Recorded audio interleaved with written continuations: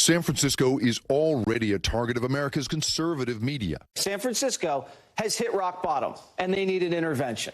Now, the arrival of the 21 APEC nations and the backdrop of the high-stakes meeting between two of the world's most powerful men means it is under the spotlight globally. It'll get scrutiny from countries like China, which already judges the place pretty harshly. A city where millions of immigrants once came to chase the American dream is now a place where many are trying to flee from. Chinese tourists have mocked the city's rough reputation on social media, and diplomats used past episodes like 2020's Black Lives Matter protests to depict democracy as a failed experiment.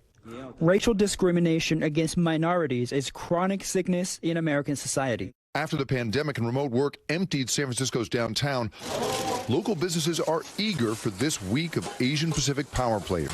APEC is going to be wonderful for the city. Gil Payumo is ready. It comes in a perfect moment. We need this, drastically. But is the city? San Francisco has been repaving streets and power washing train stations to prepare for 30,000 visitors from 21 nations. The delegates, the press, the CEOs, it's going to be pretty amazing. San Francisco's mayor says it's a chance to turn the city's image around. We expect lasting impacts on our city, whether it's the economy, tourism, conventions, and also just really the narrative about San Francisco.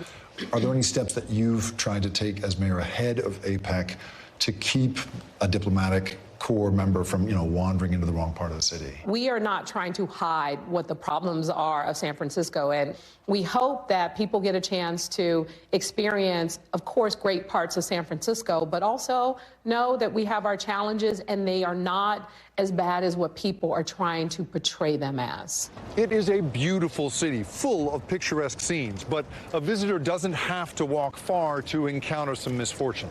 The summit cordoned off several blocks of downtown, and people living on the streets in that area have been moved by city crews in recent days.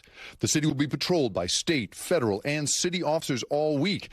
But how San Francisco is portrayed abroad is not up to the mayor. People have their own plans, their own agendas for whatever they decide they want to use San Francisco for. And what I like to do is make sure that people have at least the opportunity to experience it for themselves. With so many visitors in town and world leaders dueling over trade and diplomacy, APEC's summit here could fuel spin about the condition of the West, sure.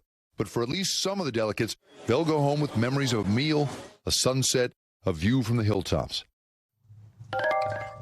And Jake Ward joins us live now from San Francisco. So, Jake, the mayor said that they're not trying to hide the reality of the city, right? But talk a little bit about how concerned the city is in hosting an event like this, potentially based on some of the negative media attention that the city's gotten.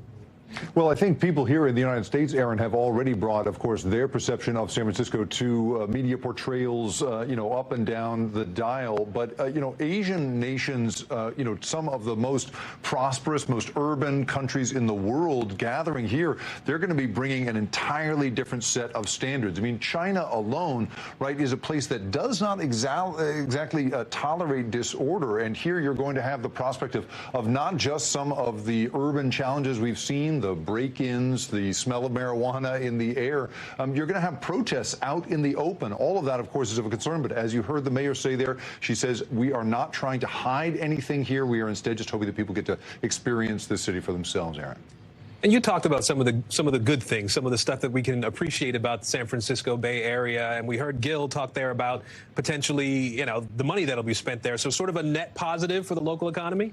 I mean, it absolutely is in terms of this week and beyond. But the real hope here, Aaron, is the more than 1,000 CEOs who are also gathering for APEC. You've got the CEO of Citigroup and Exxon and hundreds more gathered in this town. This is a city, of course, that made its name and its money off of being the headquarters of so many brand name companies. I have no doubt that it is the hope of the mayor. She said it over and over again, that we're hoping that the CEOs will see that this is the place to be, from all the places they could choose from around the world, Aaron.